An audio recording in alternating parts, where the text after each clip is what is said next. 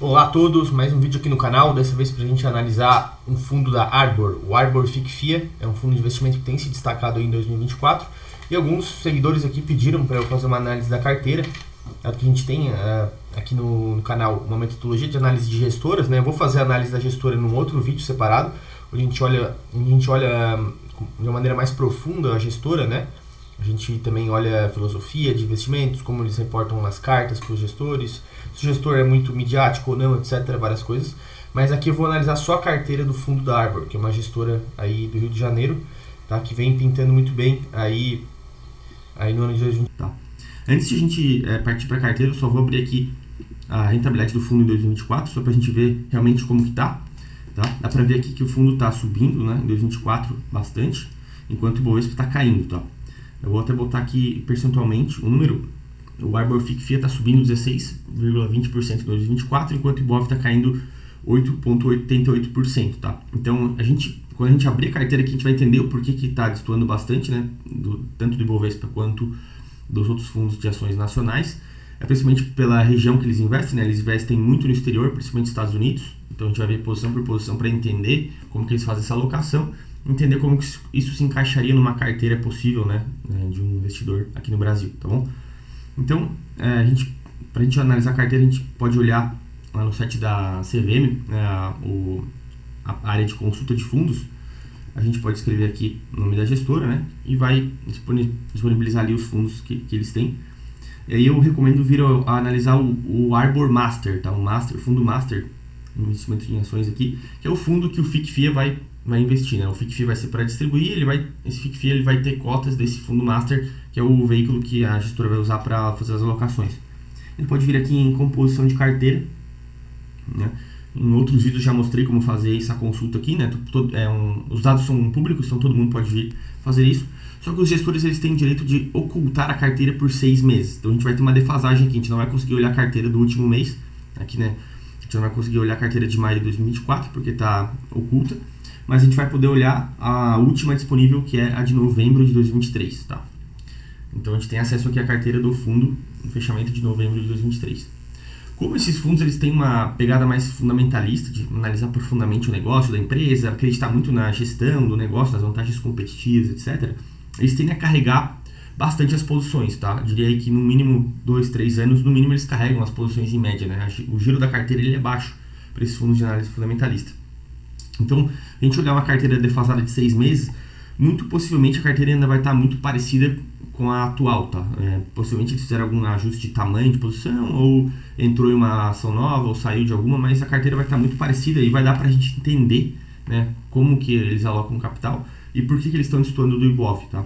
Então, aqui a gente tem o percentual de cada posição, né? Aqui, na parte de percentual do patrimônio líquido, e aqui começa de cima para baixo, né, as maiores para menores. A gente pode ver que a maior posição deles tem 8% do patrimônio, não é um fundo que concentra posições, então a gente pode esperar um fundo diversificado que não vai ter possíveis porradas para cima e para baixo devido a uma posição específica, tá?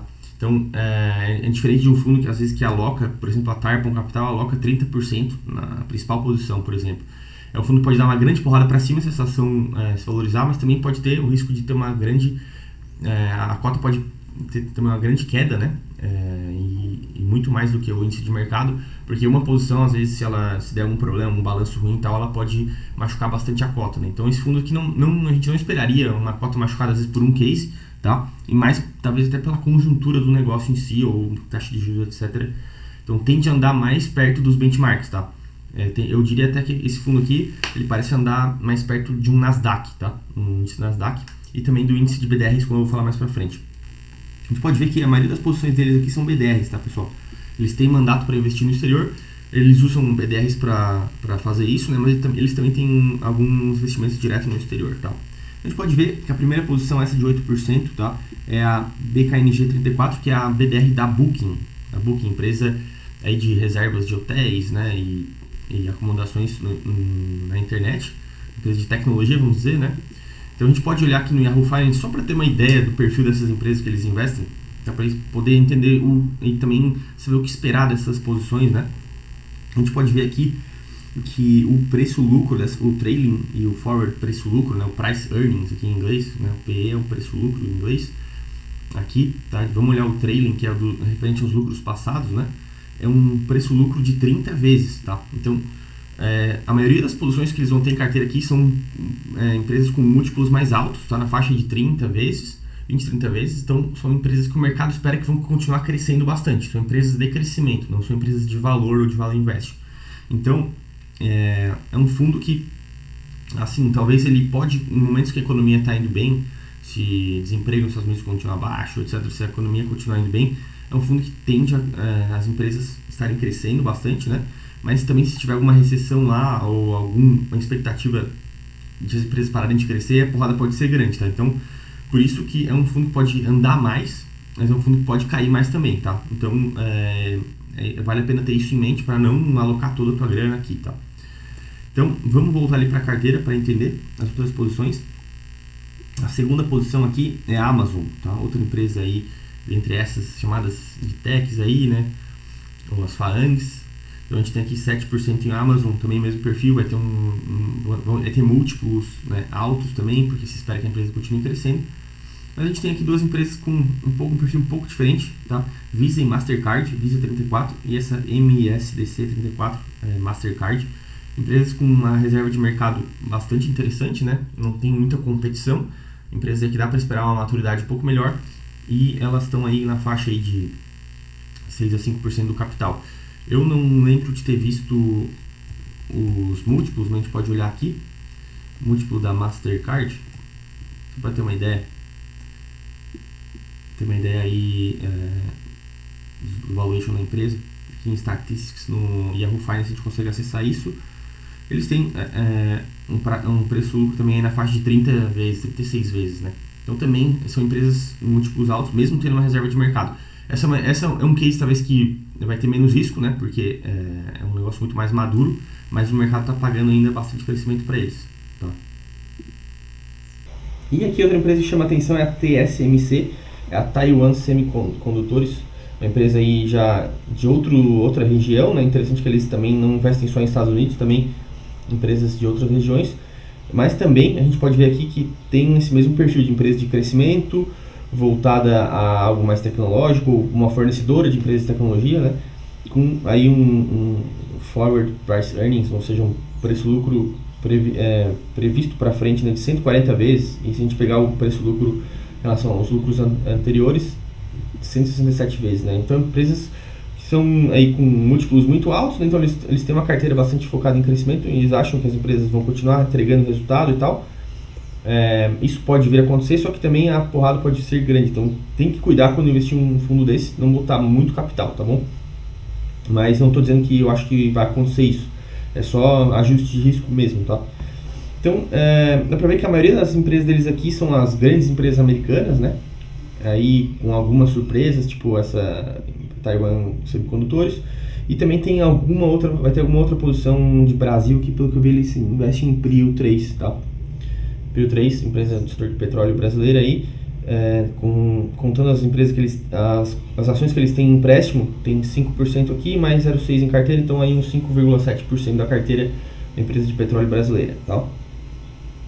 Nada que chama muita atenção também, eu vejo que eles têm Banco Inter, uma posiçãozinha, mas tem Microsoft, Meta, né? Meta, Facebook, então eles têm as grandes empresas de tecnologias americanas aí, então o fundo tende a performar muito parecido com o índice Nasdaq. Para o pessoal que já investe em B10 aí no Brasil, alguns já devem conhecer o índice BDRX, aqui como abrindo mais retorno, tá? Índice BDRX é um índice de BDR não patrocinado que reflete a variação do preço das BDRs que tem no Brasil, tá? Então, eu não sei se tem um ETF disso, eu não achei, tá? Mas tem alguns fundos que tendem a replicar parecido isso aqui. O Arbor é um deles. Se a gente comparar aqui o retorno do Arbor com esse índice BDRX, é bem parecido, tá? Eu até fui olhar aqui, é praticamente o mesmo retorno com algumas oscilações durante o tempo. Se a gente colocar o Arbor FICFI aqui comparado com o BDRX, a gente pode ver que no longo prazo aqui, desde a abertura do fundo em 2015, eles têm praticamente o mesmo retorno, tá? Então dá para tu esperar que esse Arbor ele vai buscar talvez ter um pouquinho de alfa em relação ao BDRX, ao índice que reflete ali a maioria das BDRs do Brasil, tá? Então, basicamente, tu pegar ali um compilado das BDRs que tem disponíveis no Brasil e eles vão tentar tirar um alfa em cima disso aí, tá? É isso que dá para esperar no longo prazo desse fundo, porque o fundo vai performar muito parecido com essas empresas de tecnologia que têm ações negociadas via BDRs no Brasil, tá? Então, como que isso encaixaria num portfólio, né? Como eu falei, eles investem em empresas no exterior, então tu vai ter impacto aí de dólar, e essas empresas do exterior que eles investem, muitas delas são ou da indústria de tecnologia, ou fornecedores, ou alguma coisa relacionada à tecnologia. Então, todas com múltiplos muito altos, e todas as ações de crescimento, né, que o mercado e eles também esperam que vão continuar crescendo muito, tá? Pode ser que elas continuem crescendo, sim, vão dar muito retorno no longo prazo, sim. Muitas delas têm boas reservas de mercado, tipo o Google, por exemplo, né, Microsoft, etc. Só que se tiver qualquer tipo de recessão, problema com juros nos Estados Unidos, a porrada pode ser grande. Então, eu não colocaria, por exemplo, toda a parte de ações de uma carteira nesse fundo aqui. Eu faria uma divisão, tá? Então, por exemplo, tu pode ter uma parte da tua carteira ali que é de renda variável em fundos, né? Por exemplo, 30% da tua carteira é destinada a fundos de ações. Tu pode pegar desse 30% e colocar 10% num fundo que investe de maneira internacional, como o Arbor, por exemplo. E os outros 20% dividir em dois fundos que investem muito bons, que investem em ações brasileiras também, né? Como um Real Investor, por exemplo, tá?